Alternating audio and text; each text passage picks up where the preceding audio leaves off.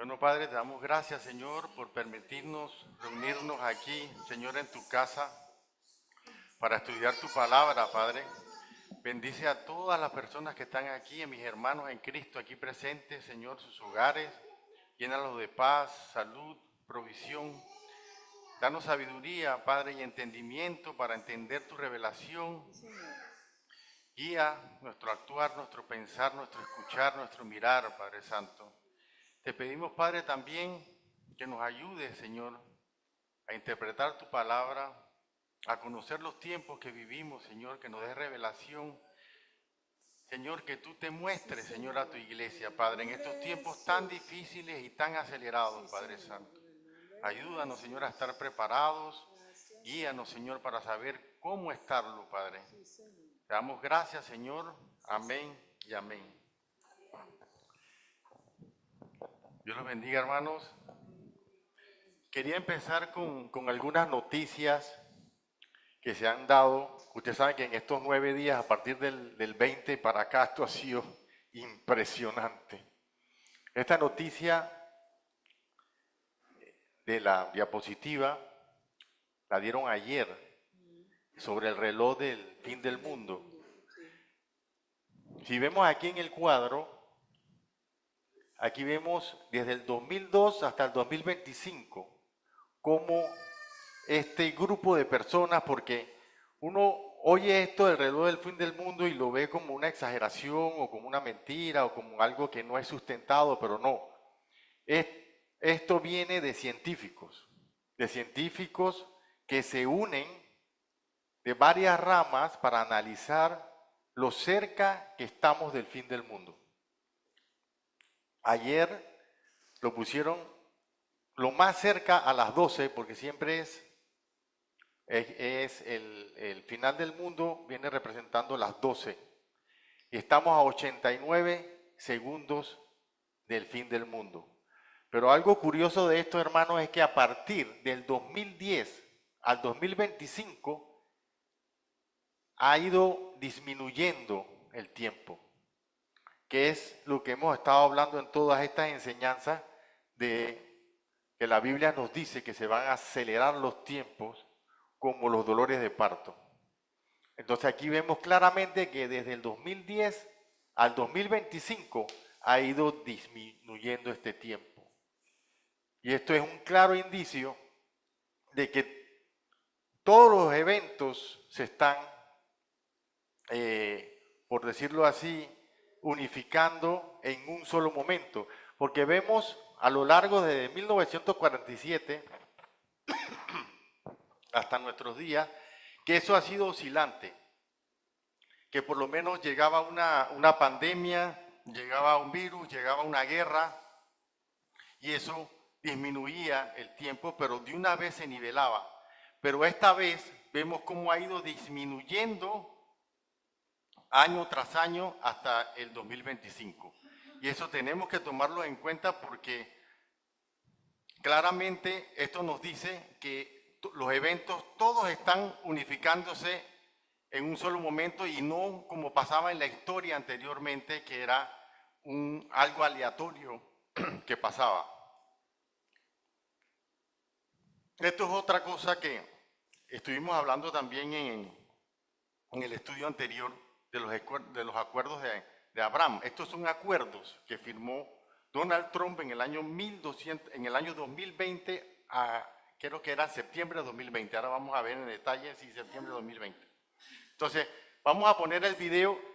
Antes de ponerlo, quiero que se den cuenta y que sepan que este video fue ahora en la toma de posesión de Donald Trump hace unos días atrás, hace una semana. Yo cuando vi esto hasta me ericé porque digo, wow, ¿cómo hacen esta presentación de esta manera? Si me ayuda, Luis. Es cortito, es bien cortito.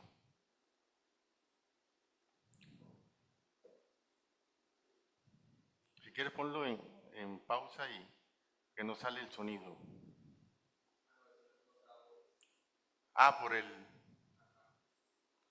Porque se va a disparar. Ahí va. Bueno, aquí lo que hace Donald Trump después de presentar a sus hijos, presenta a su yerno, se llama Jared Kushner, y le dice, aquí está Jared, que fue el que negoció los acuerdos de Abraham, al único que presentó así, porque a los otros solamente el nombre le decía y lo que habían hecho en la campaña, pero a él lo presentó de esa manera con algo que había hecho en el 2020 en su anterior periodo como presidente de los Estados Unidos. Y esto es curioso porque exactamente a finales del 2020 él empezó un periodo, luego vino el presidente Biden y ahora de nuevo él cierra este ciclo que fue el que inició el acuerdo. Esto es muy importante. Y para también darle más fondo al asunto, ¿ustedes se acuerdan cuando empezó la guerra, que esto fue como el 7 de octubre, que Hamás secuestró a cientos de personas y también mató a cientos de personas en un... Sí, era como un concierto. Pero ¿qué pasaba? El día anterior se estaba diciendo que Arabia Saudita iba a reemplazar a Jordania para administrar todo lo que tenía que ver con el monte del templo. O sea, ahora mismo todo lo que tiene que ver con el monte del templo en Israel lo administran a través de Jordania. Pero esto iba a cambiar por estos acuerdos y se iba a pasar a manos de Arabia Saudita, que eran más aliados de Estados Unidos. Y antes de que pasara eso, inició la guerra de Hamás. Ahora se está hablando de que se van a ampliar, este acuerdo se va a ampliar y ya le llaman el Acuerdo de Abraham 2.0. Es un acuerdo que se dio entre varios países árabes para estar en paz con Israel. Y se han ido uniendo varios países. Pero también porque tiene que ver con que todos son hijos de Abraham, ¿verdad? Sí, lo pone como Abraham, es que de ahí nacen todas las religiones. Entonces, usan esa excusa como lo usaron en el lugar que está en, creo que es en Emiratos Árabes, que hicieron 3 templos, uno judío, uno católico y otro árabe, musulmán, y los 3 se unen en un campo en el medio y ahí hacen rezos y los 3 se unen ahí. O sea, ¿cuál es el fin de esto? El ecumenismo. Que vamos a ver más adelante cómo el ecumenismo cumple un papel importante en los últimos tiempos, porque eso lo vemos en Apocalipsis 17, cuando vemos que la mujer está encima de la bestia, y luego vemos Apocalipsis 13, que ya la mujer no está encima de la bestia, y esto es algo que ha pasado siempre, que se une la religión con la política. Y eso va a pasar, ahora está pasando ya, para cuando se manifieste el anticristo, esa mujer va a ser apartada y el anticristo va a gobernar él con su religión, que es la religión que le llama a Daniel, ¿cómo que le dice a la religión ahí? Le dice que él va a gobernar.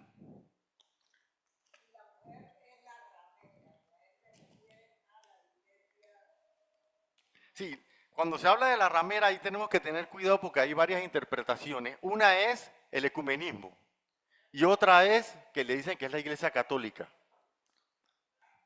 Pero puede ser que es el ecumenismo que sea una sola religión. Creo que el Dios de la fortaleza, que él va a adorar al Dios de la fortaleza. ¿Cómo está, hermano? Bendiciones. Ajá. Esta es otra noticia que se ha vuelto también viral. Donald Trump, dentro de lo que dijo apenas llegó a la presidencia, dijo que le iba a cambiar el nombre del Golfo de México al Golfo de América. Bueno, ya lo hizo en Google. Ya no vamos a encontrar Golfo de México. Ahora es Golfo en Google. Ya Google cambió el nombre. Tú puedes seguir viéndolo en el mapa y en otros lados, pero en lo digital se va a llamar Golfo de América.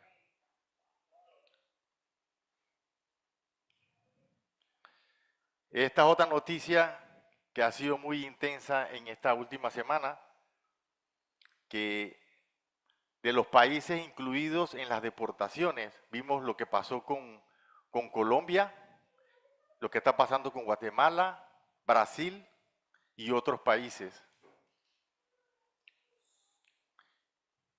También vemos que Trump lo otro que quería era apoderarse de Groenlandia en Dinamarca, porque él dice que eso es un área importante para él, para protección de Estados Unidos por el lado del norte.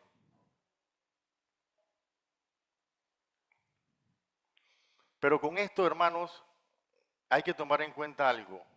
La Biblia habla de un control que va a estar pasando en los últimos tiempos. Entonces, ¿cómo se ejerce el control? Presionando a los diferentes países. Entonces, ¿qué está haciendo el gobierno de Estados Unidos? Deportando a todo el mundo, y él está haciendo una especie de globalización, aislando a Estados Unidos, que es un poder del cual dependen muchos países en América. Y entonces a través de eso, como le pasó a Colombia, Colombia no quiso, el presidente de Colombia no quiso aceptar las deportaciones, las aceptó, pero cuando iba al avión en el aire, de repente se echó para atrás y dijo que no iba a aceptar nada, porque eso era denigrar a sus compatriotas, y él iba a mandar el avión personalmente, pero después Trump le dijo, bueno, yo te voy a subir los aranceles el 25% y luego la otra semana al 50%, no te voy a dar más visas. Entonces, ¿qué hacía Colombia? Dijo, si a mí me pasa eso, yo cierro y me voy. Entonces, digo, no puedo seguir, no aguanto. La economía colombiana no aguantaba eso. Y es algo que, curiosamente, esa presión también nos llegó a Panamá. Está llegando a Panamá con lo del canal.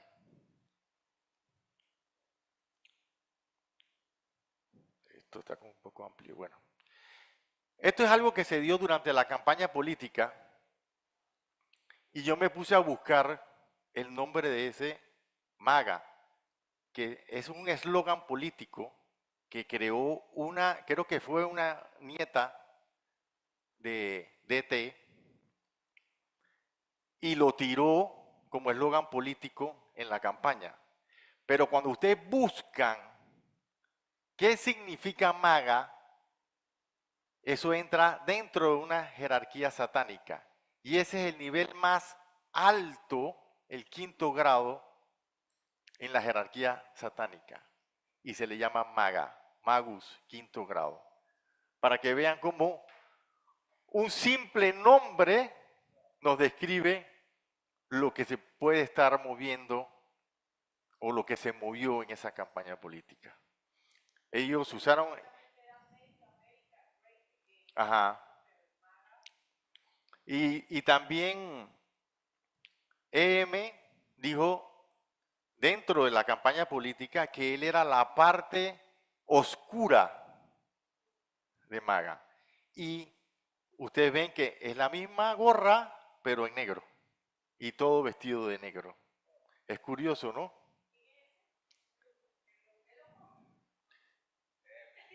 EM, sí. Este es EM y DT. Otro punto importante es este.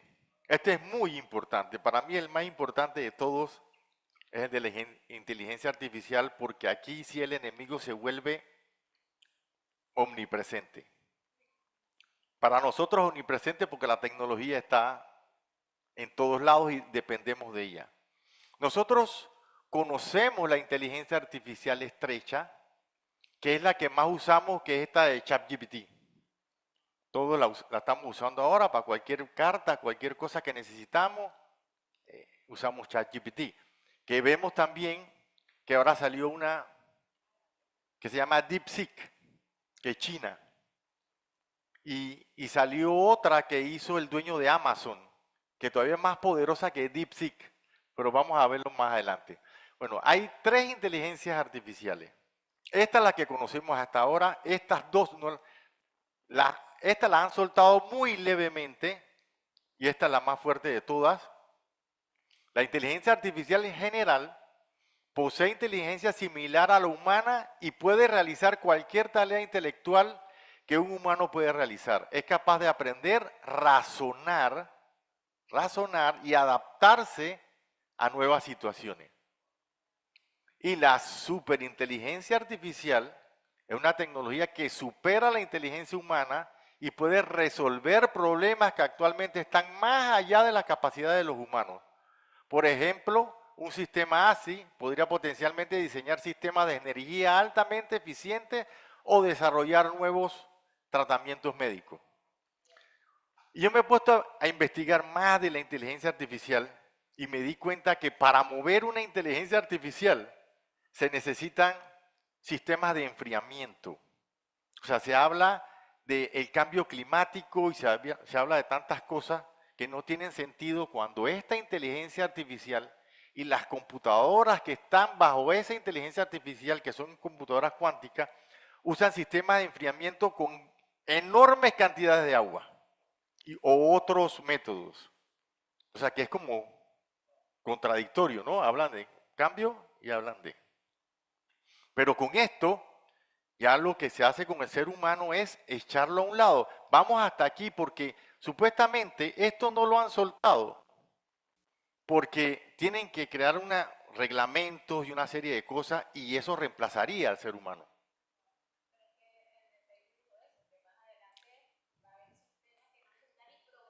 Exacto. Bueno, y ahí es donde viene la marca de la bestia, porque ya tú, si tú ves esto y ya tú no tienes trabajo y te dicen, oye, yo te voy a pagar tu sueldo, una especie de socialismo, yo te voy a pagar tu sueldo, tú limítate a cumplir las normas que yo te pongo, no tienes que hacer mucho, porque esto lo va a hacer todo, va a sustituir todo. Y estas dos no las han soltado todavía, es impresionante lo que estamos viendo nada más con esta. Y miren esto, me puse a investigar también de que cómo ellos se dan cuenta cuándo es inteligencia artificial y cuándo es un ser humano. Entonces, ellos tienen una prueba que se llama test de Turing. ¿Cómo es el test ese? Se sientan humanos y computadoras, robots de otro lado. Entonces, ¿qué hacen? Le ponen una serie de problemas para que lo resuelvan. Entonces, cuando lo resuelvan, entonces hay un comité que evalúa y trata de diferenciar qué lo hizo un humano y qué lo hizo la inteligencia artificial. Y ya no se puede. Por lo menos esta OpenAI ya está al 87.5. Y eso que acaban de crear, esto, se llama Stargate, que llama la atención hasta el nombre. Hasta el nombre llama la atención. Esto es una puerta a las estrellas que es como decir portales. Si nos vamos a lo bíblico, sabemos que el enemigo va a ser echado totalmente a la tierra y va a atacar a la tierra porque sabe que le queda poco tiempo. O sea, esto casi es el nombre de un portal. Portal que atrae, y mañana vas a salir. ¿cierto? Sabemos que la lucha no es contra carne ni sangre y que en todo hay algo espiritual y algo carnal. Y eso lo vemos desde Daniel, cuando Daniel decía que vengo de luchar contra el príncipe de Persia. Él se refería que había un príncipe de Persia. Ahí en esa época existía un príncipe de Persia que era el que estaba evitando que reconstruyeran el templo. Y había también un príncipe de Persia que es de un demonio, con el cual luchaba el ángel Miguel para poder que Gabriel viniera a dar el mensaje. O sea, esas luchas existen y se están dando. Y este es un proyecto enorme de 500.000 millones de dólares. Y están las empresas más grandes que hay. Está ARM, Microsoft, Nvidia, Oracle, OpenAI, que Microsoft tiene el 49% de esa compañía. Están unidos OpenAI y Microsoft. Y estos son todos socios claves y esto se está haciendo en Texas para mejorar a la humanidad y con el respaldo del gobierno, que eso no se veía, que eso lo está respaldando el gobierno. Y aquí dice el CEO de OpenAI, dice que la inteligencia artificial general, que es la segunda que vimos en la diapositiva anterior, podría revelar que vivimos en una simulación, tal vez creada por otra inteligencia artificial. O sea, imagínate en qué piensa él. Ahí no está el Señor por ningún lado. Él piensa que nosotros estamos como en un simulacro o algo que nació de otra inteligencia artificial. Tampoco. Sí.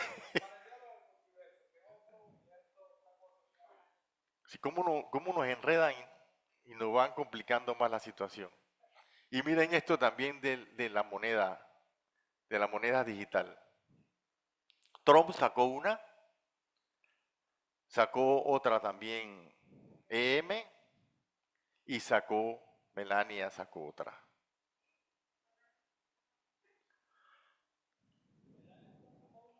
Sí, sacó una también. Se llama Melania Meme, una cosa así, como Melania Meme, se llama algo así. Sí. Y esta se llama como Doggy Coin, algo así. Dogcoin. Sí. Entonces, aquí vemos que Donald Trump firma una orden ejecutiva para apoyar a hacer de Estados Unidos la capital de las criptomonedas. ¿Cuándo se había visto eso? Y vemos que compañías grandes como BlackRock, que es dueña de gran parte de las compañías del mundo, en el mundo, quiere que se apruebe rápidamente la tokenización de bonos y acciones. ¿Qué quiere decir eso? La tokenización es que ellos quieren digitalizar todos los contratos que tengamos nosotros, los bonos, las acciones, lo que tengamos nosotros en papel, lo digitalizan y lo llevan a la red de las criptomonedas. O sea, que pasan todo lo que es palpable, pasarlo a digital. Ahora sí, empezamos a hacer un resumen de lo que fue el estudio anterior, ¿no? Estuvimos hablando que somos la generación que será arrebatada. ¿Y por qué decimos eso? Estuvimos hablando de que de Adán a Abraham hubo 2000 años, de Abraham a Jesús hubo 2000 años, de Jesús al Estado de Israel hubo 2000 años más, son 6000 años. Y eso concuerda con que Dios nos creó en 6 días. Entonces Pedro nos dice, oh amados, no ignoréis esto, que con el Señor un día es como 1000 años y 1000 años como un día. O sea que en 6 días y duramos igual, son 6000 años, que son los años que vamos a durar en la tierra para luego vivir el milenio, que es del año 6000 hasta el año 7000. Otra palabra relevante es la de Amós 9:15. Dice, los plantaré sobre su tierra y nunca serán arrancados. Y en Isaías 66:8 habla de que Israel nacerá en un día. Todos sabemos que en 1948 fue que Israel estuvo en su tierra y poseyó su tierra desde los tiempos de David. Oficialmente, sí. Y después pasó también la guerra de los 6 días en 1900, creo que fue 67, y también recuperó parte del monte del templo. Entonces, si Israel nace en un día y el Salmo nos dice que los días de nuestra edad son 70 años y si los más robustos son 80 años, entonces si Israel nace en 1948 y una generación, según la Biblia, va de 70 a 80 años, Que esto no quiere decir que llegue a los 80, puede ser que esté en la década de los 80 que llegue hasta el 89.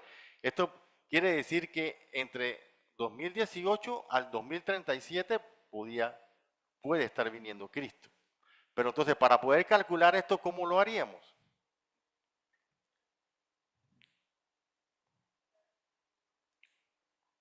Para poder que Cristo venga en el 2027, hay una palabra clara que dice que el anticristo se tiene que revelar.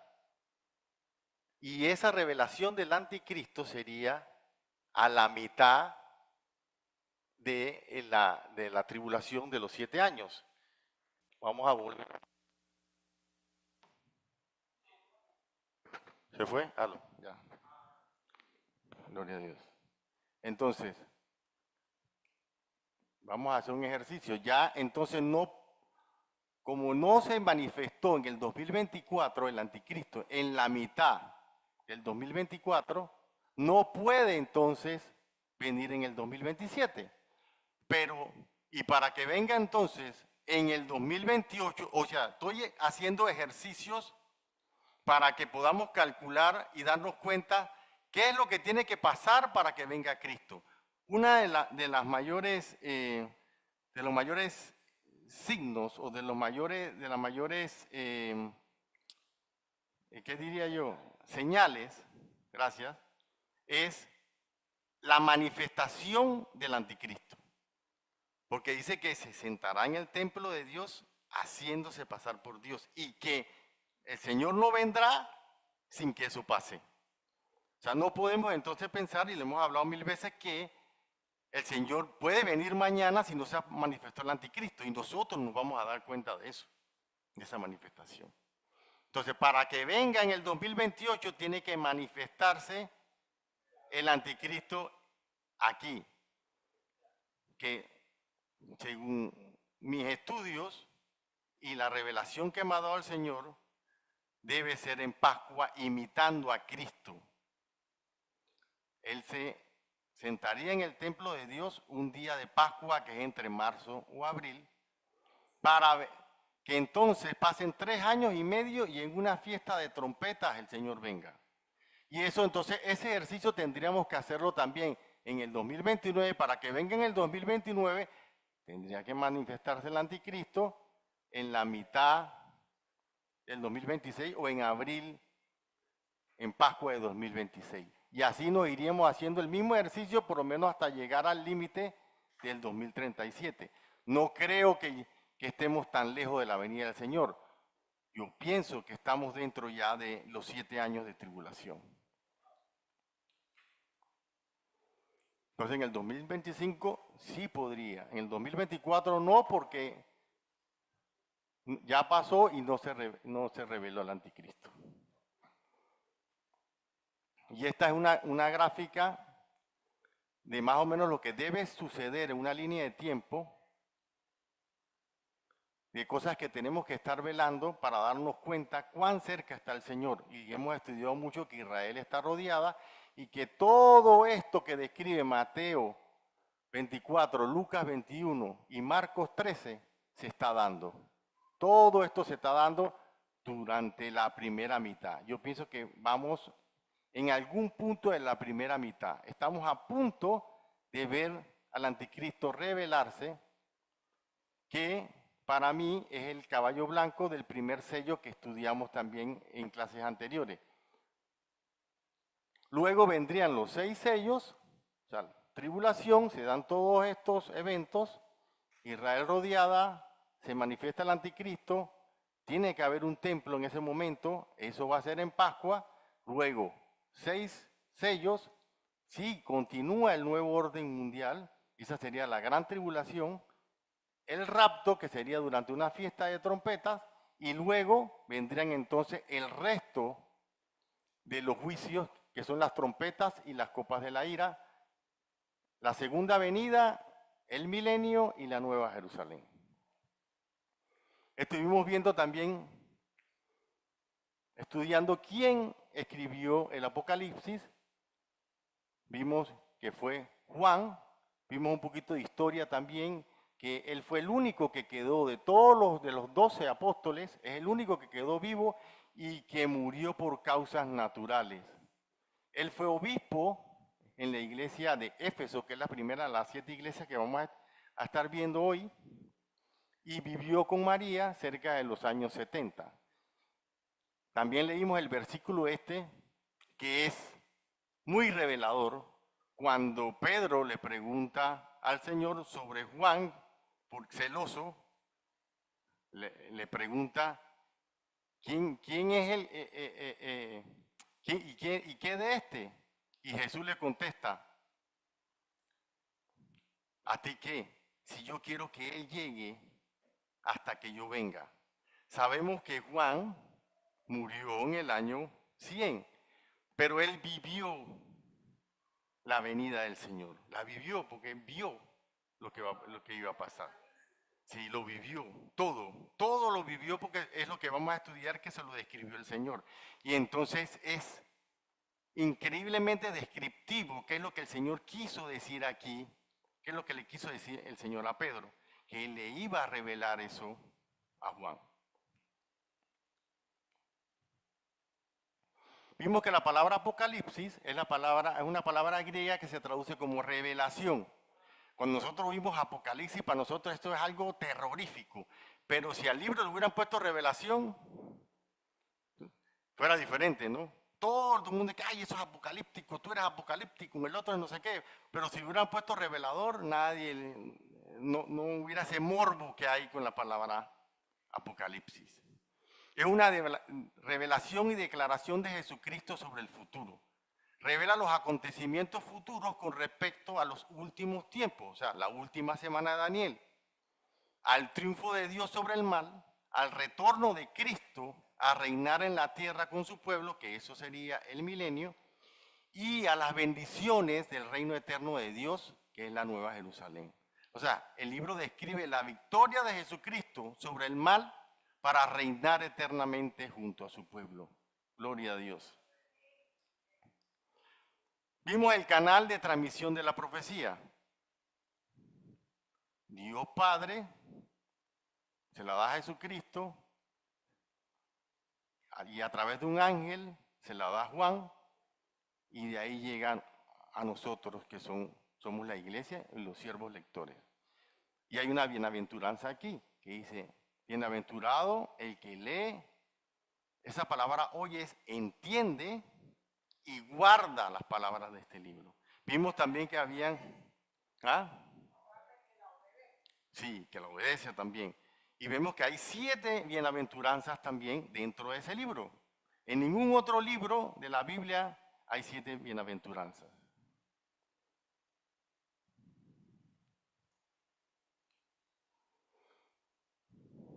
Luego pasamos a Apocalipsis 1:7, que dice, he aquí que viene con las nubes y todo ojo le verá. Y los que les traspasaron y todos los linajes de la tierra harán lamentación sobre él. Sí, amén. Cuando habla, todo lo que hable de las nubes es el rapto. Si vemos la palabra nube y el Señor viene en las nubes, es el rapto. La segunda venida es cuando Él viene con su pueblo a reinar en el milenio y viene en un caballo blanco, como lo dice Apocalipsis 19. Vamos a estar viendo esto hoy. Vamos a estar viendo el capítulo de Apocalipsis 1, 2 y 3, donde se habla de la visión que tuvo Juan, donde el Señor le habla de 7 estrellas, que son ángeles, y 7 candeleros, que son iglesias, que son las 7 iglesias. Luego le dice, sube acá, en Apocalipsis 4, y le da una visión del trono, y le describe el trono, y todos los seres que hay en ese trono junto al Señor. Esta es la secuencia que vamos a estar viendo. Apocalipsis 1:10. ¿Quién me ayuda leyendo?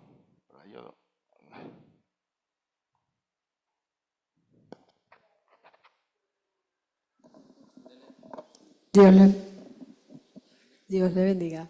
Apocalipsis 1:10. Yo estaba en el Espíritu en el día del Señor y oí detrás de mí una gran voz como de trompeta que decía: yo soy el Alfa y la Omega, el primero y el último. Escribe en un libro todo lo que ves y envíalo a las 7 iglesias que están en Asia: a Éfeso, Esmirna, Pérgamo, Tiatira, Sardis, Filadelfia y Laodicea. Y me volví para ver la voz que estaba hablando conmigo. Y vuelvo y veo 7 candeleros de oro. Y en medio de las 7 candeleros a uno semejante al Hijo del Hombre. Amén.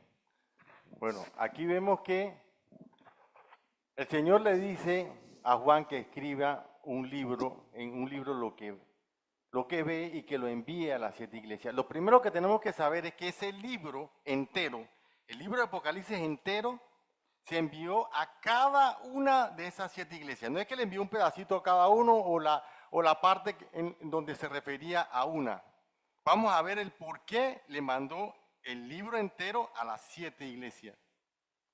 Y vemos también que, le describe también a Jesucristo, al Hijo del Hombre, y luego hace una descripción de Cristo glorificado como sumo sacerdote, intercediendo y guiando con su palabra, que es la espada que sale de la boca, a su iglesia o a su pueblo.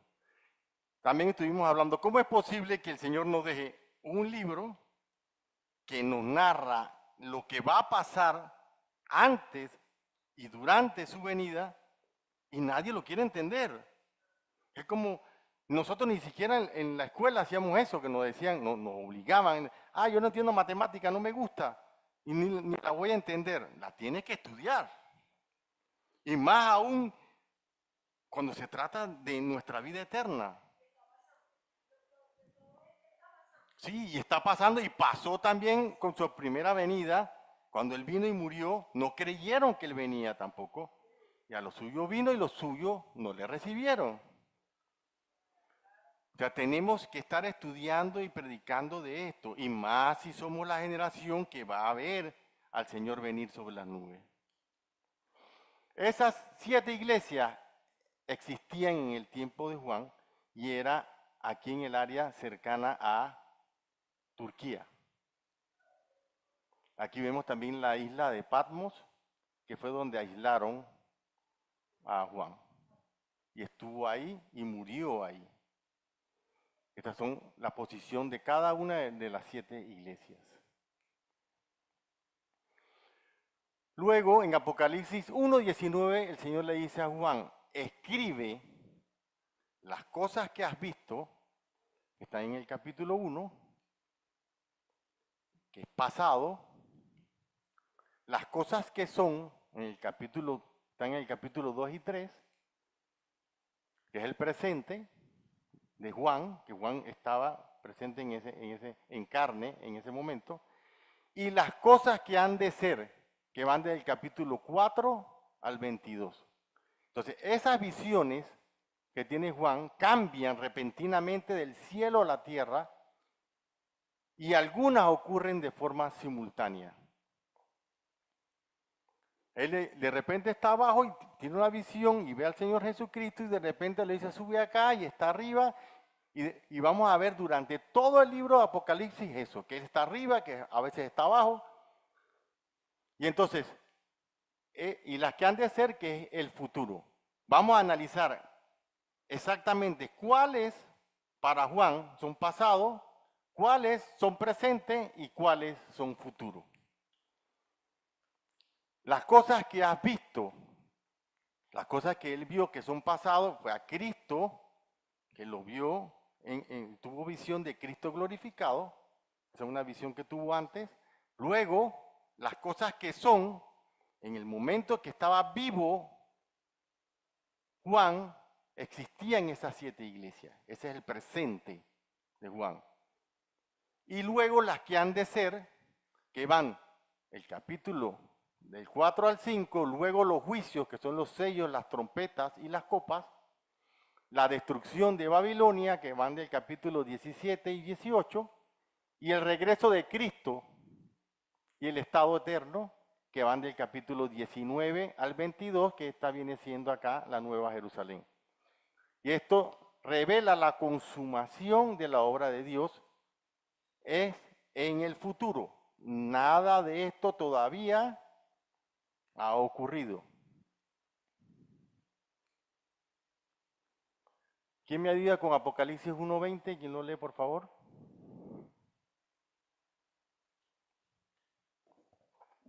Apocalipsis 1:20. El misterio de las 7 estrellas que has visto en mi diestra y de los 7 candeleros de oro. Las 7 estrellas son los ángeles de las 7 iglesias. Y los 7 candeleros que has visto son las 7 iglesias. Estrella igual ángel. No, hasta ahí está bien, hermana. Era nada más el versículo. Entonces, ¿a qué se refiere con estrellas? Las estrellas es lo mismo que decir ángeles.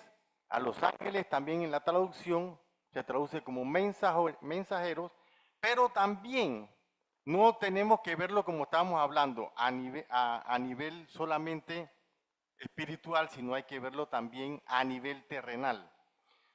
Mucha gente le decían a la pastora María, usted es el ángel de esta iglesia. Y es así, los pastores son los ángeles de la iglesia, a nivel terrenal. No es que sean ángeles en sí, sino representan ángeles para nosotros aquí en la tierra. Pero también en cada iglesia y en cada principado hay también seres espirituales, tanto buenos como malos. Entonces, ese espíritu de cada una de esas iglesias es prevaleciente, como lo vamos a ver en la gráfica que les adelanté la semana anterior. Ese espíritu de esa iglesia prevalece de cada una de ellas hasta nuestros tiempos.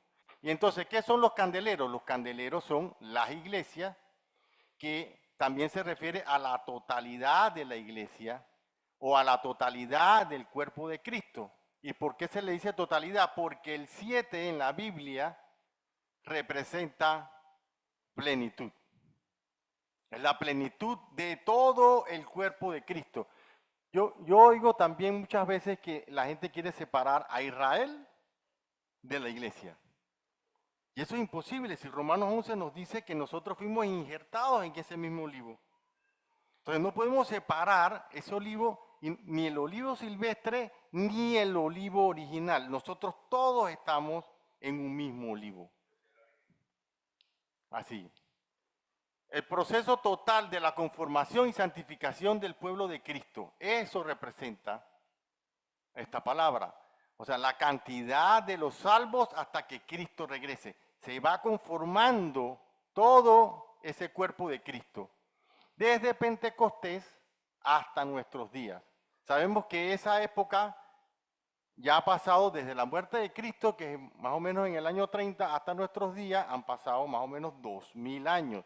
Que a ese periodo se le llama periodo de gracia, periodo de la iglesia, novia o mujer. Esto es muy importante también, porque vamos a ver más adelante que la gente dice, ay no, que la iglesia nada más sale en los primeros capítulos y ya después la iglesia no sale. Entonces quiere decir que la iglesia se fue, que la iglesia está hasta el capítulo 3 y ya en el capítulo 4 no está. Vamos a analizar eso, porque dice sube acá y la gente dice que sube acá, que le está diciendo que sube acá porque se lo raptó. No, sube acá porque él quería que él viera lo que había arriba. Y no es que las iglesias existieron solamente hasta el Apocalipsis 3.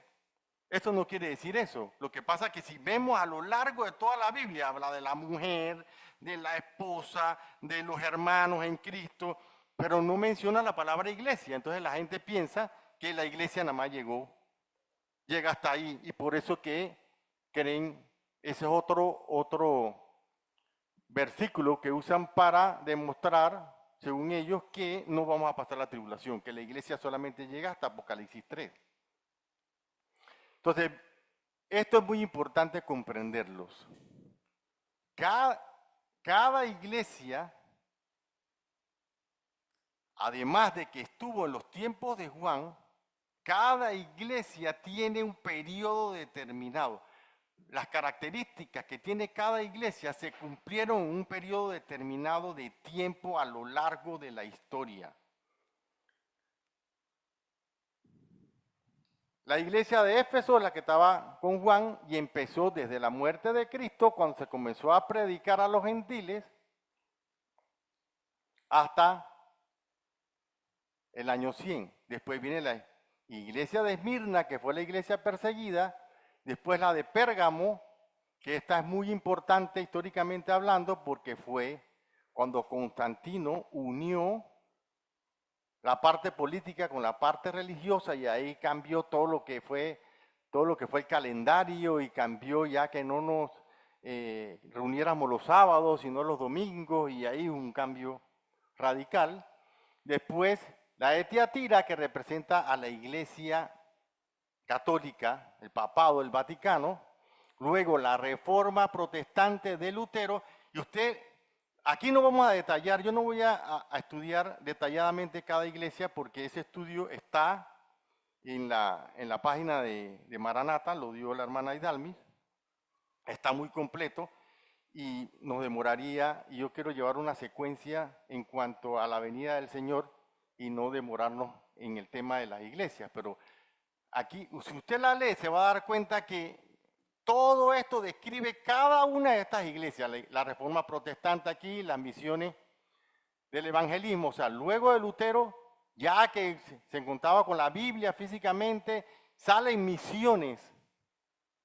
Esta parte de misiones y Filadelfia me acuerda mucho de mi abuela, porque mi abuela era como una misionera. Ella iba de un lado para otro, formaba un grupito aquí, otro grupito allá, iba a lo largo de todo Panamá. Y esta iglesia, que es una de las principales iglesias, las características de la iglesia de Filadelfia son las características de una iglesia ideal, que son cuando en realidad comenzó ese evangelismo, que la gente comenzó a caminar por todo el mundo predicando el evangelio. No, como dice el hermano Leva Carrato, no podemos estar encerrados en una iglesia, tenemos que salir.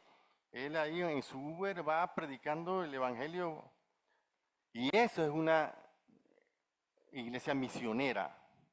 Y luego la de la Odisea, que es la iglesia que representa el fin de los tiempos, que es la mega iglesia, la iglesia de la prosperidad. Todas esas iglesias, tanto tuvieron un periodo específico, como estuvieron en cada uno de los periodos las características de esa iglesia, y vamos a estar viéndolo, y cómo llegan hasta los últimos 7 años de tribulación, que es cuando el Señor quiere que pasemos ese tiempo para que nos purifiquemos y nos santifiquemos. Las 7 iglesias en Apocalipsis 12, esto no se refiere a religión, sino, Apocalipsis 2, sino a los seguidores de Cristo. Y esto consta de 7 cartas y a 7 iglesias. Todas recibieron la misma carta. Entonces, estas cartas que revelan desviaciones graves de las normas apostólicas por las que está y seguirá viviendo la iglesia, y Juan escribe de parte de Cristo para reprender su acomodo, pecado, llamarlas al arrepentimiento y a volver a su primer amor, para fortalecer su fe y su fidelidad a Jesucristo, para inspirarlas a ser vencedoras y a permanecer fieles aún hasta la muerte. Miren, no se trata de religión. Vimos en la anterior que está la Iglesia Católica, la Reforma Protestante, pero no se basa en religión. En cada una de estas iglesias van a haber salvos. No podemos decir que en la iglesia, los que están en la Iglesia Católica no se van a salvar. Esto no lo podemos decir. Van a haber salvos. Entonces, por eso que tenemos que leer qué es lo que el Señor reprende en estas iglesias para aprender. Igual, si somos líderes en una iglesia o vemos que una persona viene de una iglesia a otra, viene con ciertas cosas que vienen de esa iglesia. Pero eso no quiere decir que en la Iglesia Católica todos se van a quedar. No, van a haber salvos ahí.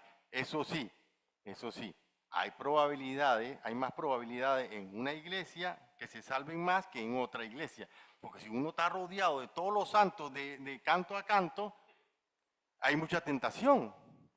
¿Qué? Porque tú estás que órale a este, que órale a este, que órale a este, que órale a este. ¿Y cuándo le vas a orar al Señor? Entonces, eso es mucha tentación, ver todas esas cosas. Y eso lo que va a hacer es que tengan menos posibilidades de ser salvos. Entonces, aquí se le daba a los creyentes también de todas las generaciones, no solamente de una generación específica, sino de todas las generaciones, la perspectiva de Dios de su lucha contra las fuerzas combinadas de Satanás hasta su condena eterna. Revela en particular los acontecimientos de los últimos 7 años que preceden a la venida de Cristo. ¿Y qué quiere el Señor? Que no solo sirven para conocer el programa de Dios sobre el futuro del mundo, sino también para aprender y aplicar sus instrucciones morales. Estudiando cada una de estas iglesias nos vamos a dar cuenta cuáles son las instrucciones morales que el Señor quiere que apliquemos.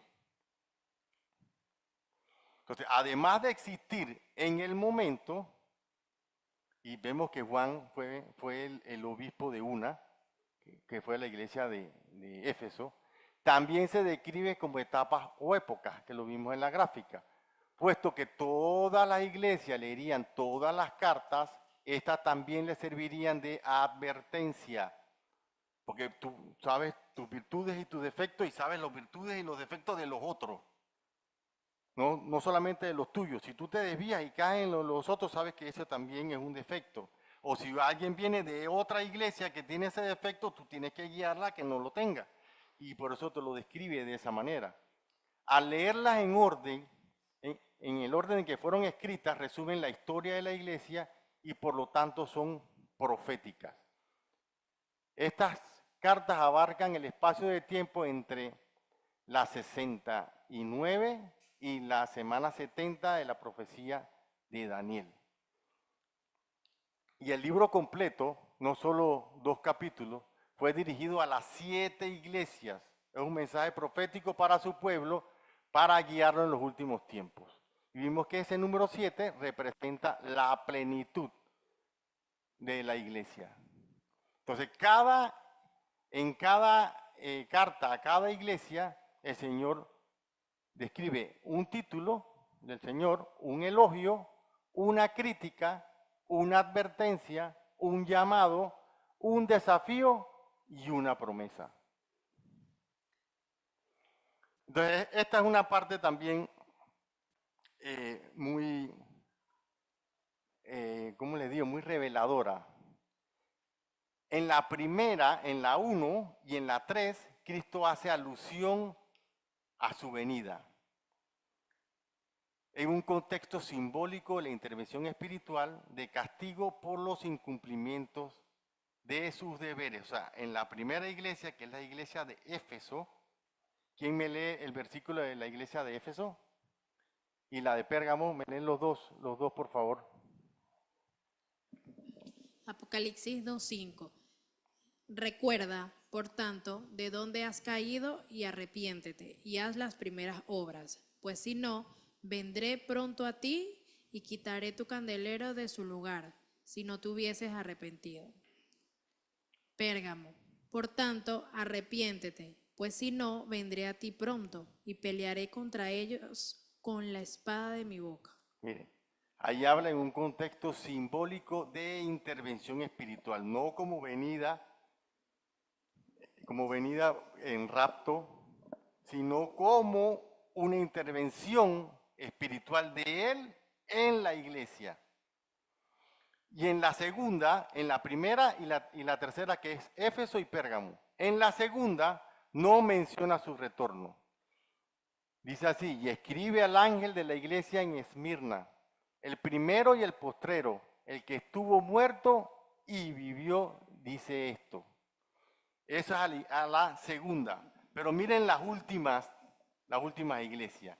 De la cuarta a la séptima menciona su glorioso retorno de una manera creciente. ¿Quién lo lee, por favor? Ahí vamos viendo que cada vez que habla de su venida es porque está más cerca.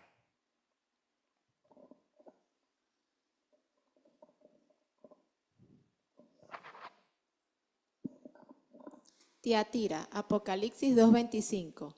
Pero lo que tenéis, retenedlo hasta que yo venga. Sardis, Apocalipsis 3:3. Acuérdate pues de lo que has recibido y oído, y guárdalo, y arrepiéntete, pues si no velas, vendré sobre ti como ladrón, y no sabrás a qué hora vendré sobre ti. Filadelfia, Apocalipsis 3:11, me imagino. Sí, 3:11. He aquí yo vengo pronto, retén lo que tienes para que ninguno tome tu corona. Y la Odisea, que es 3:20, he aquí yo estoy a la puerta y llamo. Si alguno oye mi voz y abre la puerta, entraré a él y cenaré con él y él conmigo. Vieron que claramente lo describe con una manera creciente. Y ya cuando, entonces, lo que quiere decir que cuando veamos esta iglesia, que la vemos aquí grandemente, como es la iglesia del Evangelio de la Prosperidad y toda esta mega iglesia, ya Él está a la puerta. O sea, ya está lo más cercano. Ya cuando esa iglesia existe, Él va a estar a las puertas. Y vemos una iglesia como la iglesia de Sardis, que dice, acuérdate pues de lo que has recibido y oído, guárdalo y arrepiente, pues si no velas, vendré sobre ti como ladrón y no sabrás a qué hora vendré. Si no velas, dice si no velas, o sea que si velamos, no va a venir sobre nosotros como ladrón, no va a ser un de repente. Por eso que hay que estudiar la palabra para que no nos agarre como ladrón. A las personas que agarra a él como ladrón son las que se van a quedar.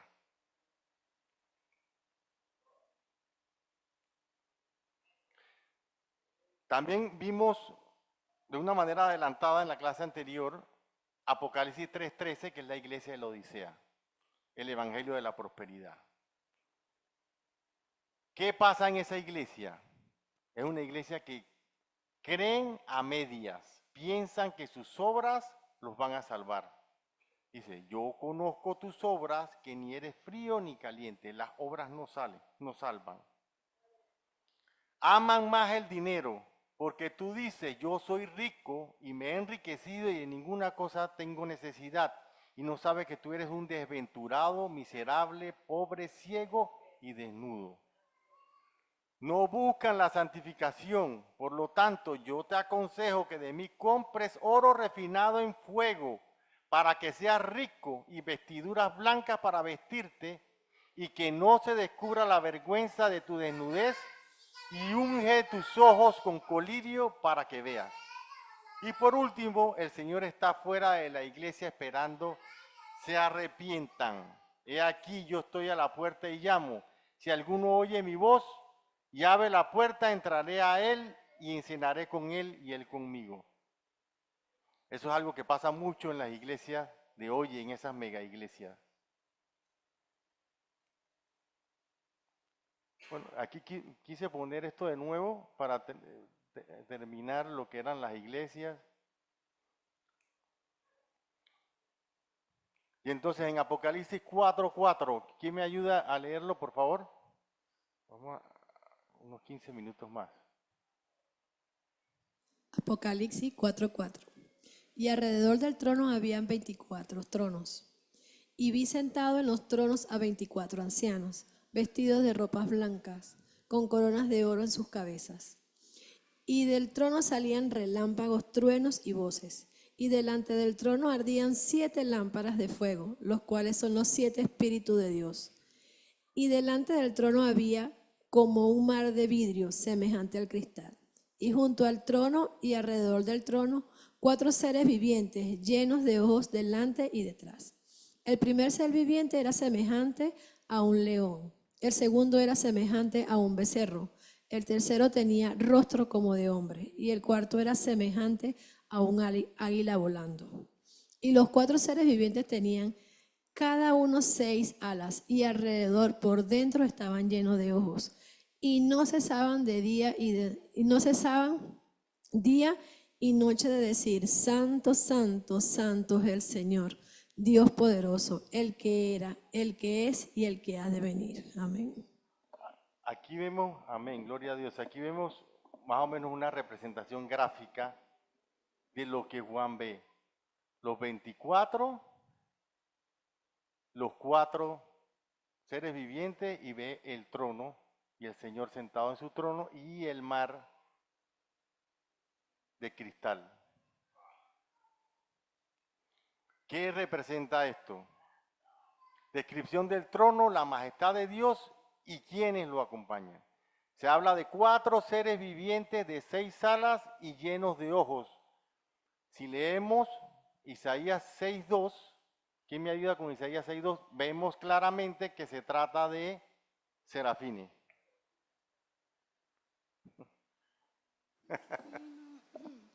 Ok, Isaías 6:2. Por encima de él había serafines. Cada uno tenía 6 alas, con 2 cubrían sus rostros, con 2 cubrían sus pies y con 2 volaban. Amén. Otra descripción que hay de esto, yo me puse a estudiar un poquito porque me pareció muy curioso lo de los animales de los cuales se hablaba ahí.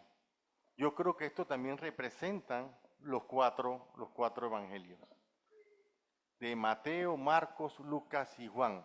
Y me puse por lo menos a sacar un pequeño descriptivo de cada uno de los evangelios. En Mateo representa al león, porque el libro de Mateo nos perfila o nos describe a Jesús como rey.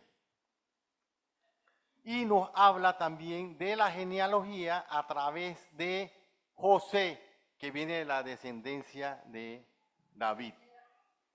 Eso viene, de ahí es la descendencia como rey, exacto. Porque él fue adoptado por José y por ende tenía derecho también a pertenecer a la descendencia davídica. Y entonces en Marcos es el buey. ¿Qué representa un buey? Algo que te sirve, ¿no? Que te ayuda, y ahí se habla en todo Marcos, ¿cómo nos presenta a Jesús Marcos? Como un siervo. Luego en Lucas es el hombre, la figura del hombre que habla el Apocalipsis. ¿Y cómo nos describe a Jesús? A un Jesús encarnado, a un Jesús hecho carne, que viene de descendencia de María, de la descendencia de Adán. Sí. Y luego Juan representa al águila, que es Jesús Dios, que es el gran yo soy.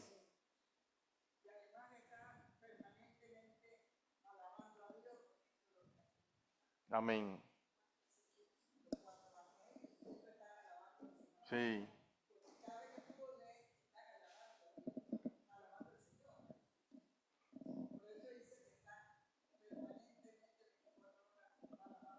Claro, es que en esos 4 evangelios son los que nos describen a Jesucristo de diferentes maneras, pero nos hablan de Jesucristo y ese es el camino y ese es el único que nos lleva al cielo. Entonces, ¿qué son los 24 ancianos? Son las 12 tribus de Israel y los 12 apóstoles. Esos son los 24 ancianos.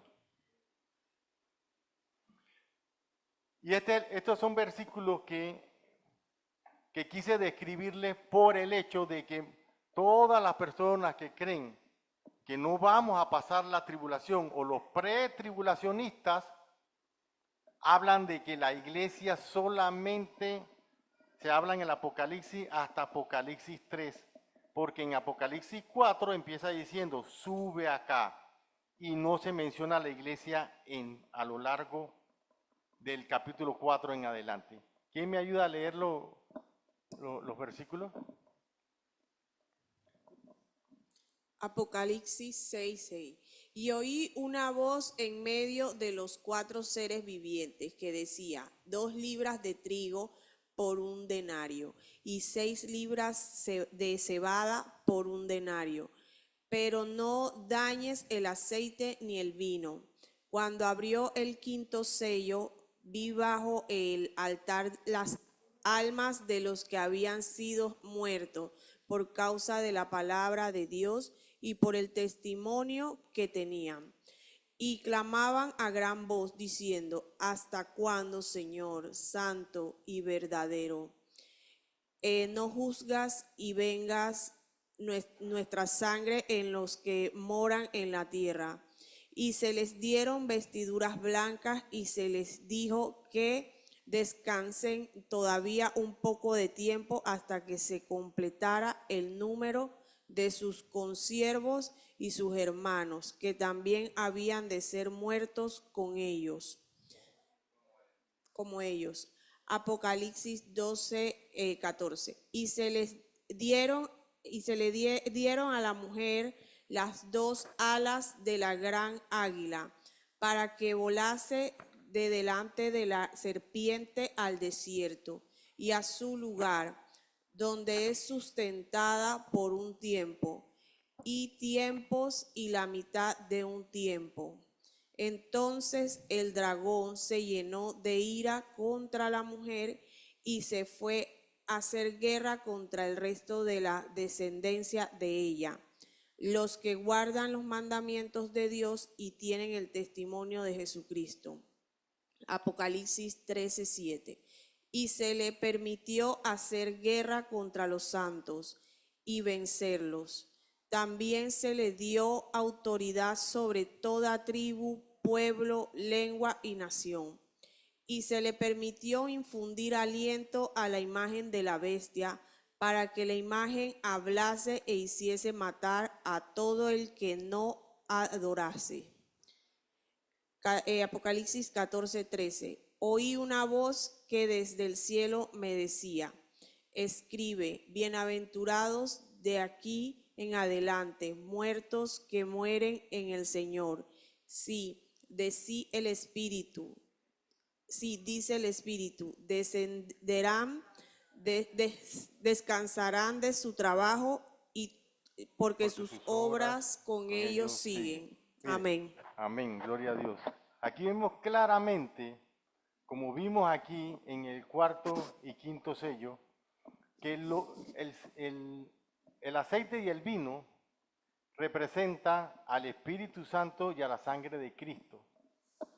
Y lo que se refiere aquí es que no van a poder dañarnos a nosotros, porque nosotros estamos cubiertos por la sangre de Cristo y el Espíritu Santo. Y aquí dice claramente también, luego en el 5º sello, que hay consiervos y hermanos en la tierra todavía. O sea que eso representa también la iglesia. Luego en Apocalipsis 12 habla de la mujer que huye por 1260 días, que es la última mitad de la tribulación. La mujer, ¿quién es? La esposa. ¿Y quién es la esposa? La iglesia. Luego en Apocalipsis 13 habla también de santos y de personas que no van a adorar a la bestia. O sea que van a haber aquí cristianos durante esos juicios. Y luego en Apocalipsis 14, bienaventurados de aquí en adelante los muertos que mueren en el Señor. Va a haber durante el juicio que está cerca de Apocalipsis 14, que lo vamos a ir estudiando, van a haber todavía cristianos aquí en la tierra. O sea, no podemos guiarnos solamente porque habla de 7 iglesias en los primeros 3 capítulos del Apocalipsis y decir, ay, la iglesia se fue porque no habla de la iglesia. Hay muchos versículos donde habla de la mujer, de consiervos y de personas que no van a adorar a la bestia. Aquí acabamos. Si quieren, podemos pasar a preguntas y aportes. Le voy a pedir a Luis entonces que sigamos en Zoom, pero cortemos YouTube. Me avisa cuando lo cortas.